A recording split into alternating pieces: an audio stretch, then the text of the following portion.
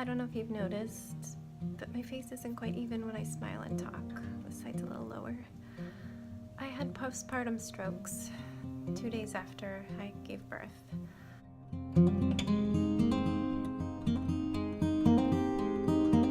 Good morning, everyone.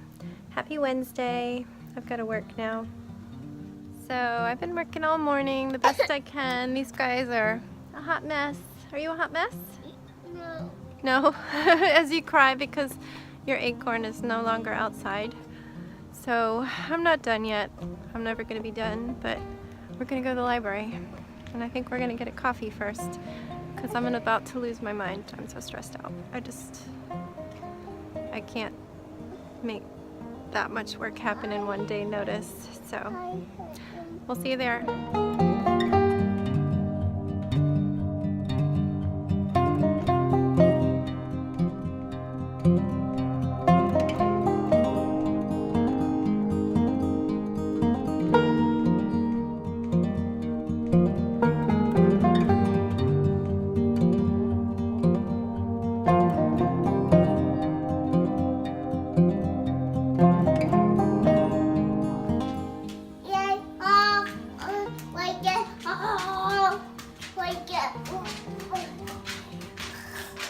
What's your puppet doing?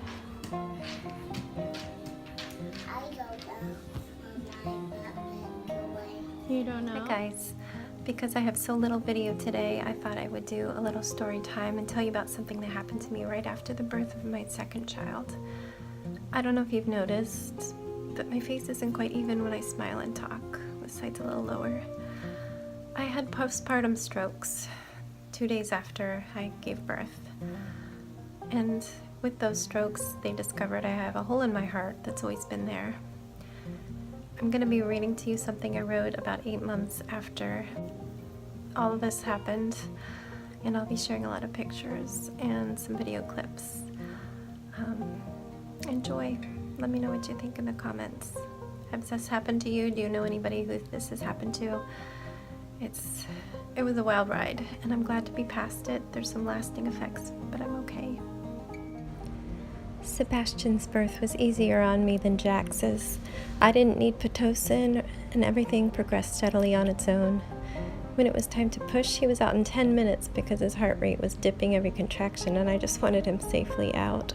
He was healthy and beautiful. Those dimples.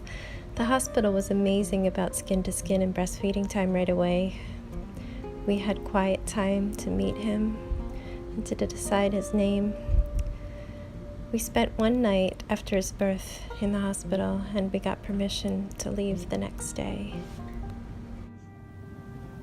Big yawn. Oh, so tired.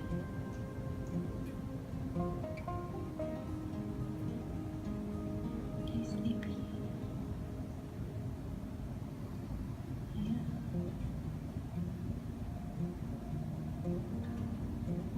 We're rooting and rooting. Thinking of boobies. Yeah. The next day, as we rushed to go to my first son's science class graduation with our newborn, I suddenly felt funny. I was standing in the kitchen getting my stuff together when the room spun. My arms moved out to catch myself, but it felt like they were stuttering in slow motion and I couldn't get my mouth to move. It was like one of those bad dreams when you can't speak or run, but it was real life. I was trying to say, I'm gonna pass out, but I couldn't even talk. It only lasted a few seconds. I called my OB's nurse from science class and she suggested I was tired and hungry, but to watch out for it to happen again. Later that evening, my left hand went numb and tingly. I was sore from nursing, so I just assumed I'd pinched a nerve, but it became clear when I woke up the next morning that it was much more serious than that. I couldn't even move the lower left side of my face much. After I took a shower to build my confidence, I called my OB again, and she sent me to the ER. After hours of tests, doctors, and uncertainty, they confirmed that I'd had multiple mini-strokes, also known as TIAs, based on the tiny infarcts seen on my MRI. Since it was Friday, I was told to expect to be there all weekend waiting on testing. Imagine being told that you're getting admitted back into the hospital while holding your 3-day-old baby that you're determined to breastfeed. Luckily, they did not stop us from keeping Sebastian with us. My milk had just came in. I just had to always have an adult with me in my room in case I was taken off for testing without warning, and I always was. They provided a bassinet from the mom and baby floor, and my OB visited and had postpartum supplies and a pump sent to my room, as I had nothing with me, and the PICU was not at all prepared for my situation. They weren't even allowed to touch the baby. I stayed in the hospital Friday through Monday, begging each day to go home. I missed Jack so much, so dang much. I'd never been away from him until this pregnancy. I had many tests, every sort of heart, head, and neck scan possible, it seemed.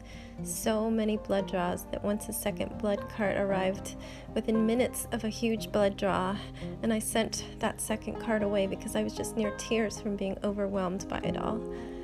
Everything was looking normal besides my brain, but they wanted a closer look at my heart.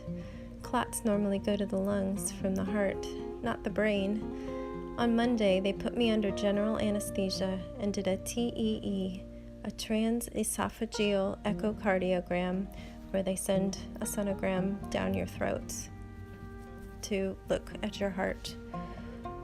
They discovered a congenital hole in my heart. They've been calling it a PFO, the slightly milder type, but my cardiologist says it acts like an ASD, which is one where the blood mixes back and forth between my heart chambers constantly. This is how the clots found their way to my brain. No one's been able to say why I clotted in the first place. I've been to so many experts and had so many tests done, so many blood tests for all these crazy, rare blood disorders, but everything's come back fine. The only guess is that pregnancy caused my blood to be thickened, despite all the water I drank all the time. For 10 months, I gave myself daily shots. It wasn't fun, but I made it through it.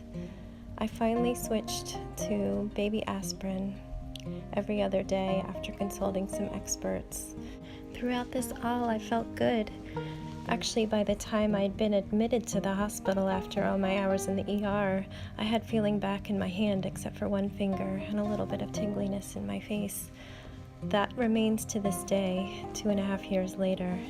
Having Sebastian has been a dream come true. I've always wanted a second child. I would have all the babies if I could, but I'm too old and it's too high of a risk to have another stroke. But I'm so lucky to have him. 2.5 years in, we're still breastfeeding. It's been amazing.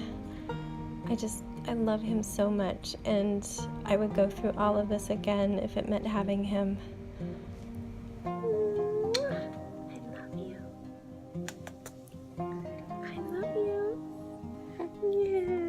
I love you. Good night, everyone. I hope you had a great day. Sorry that there wasn't a lot going on today, but you know how it goes. It was just a big work day for me. But we'll see you tomorrow. Thanks for listening to my little story time. Bye.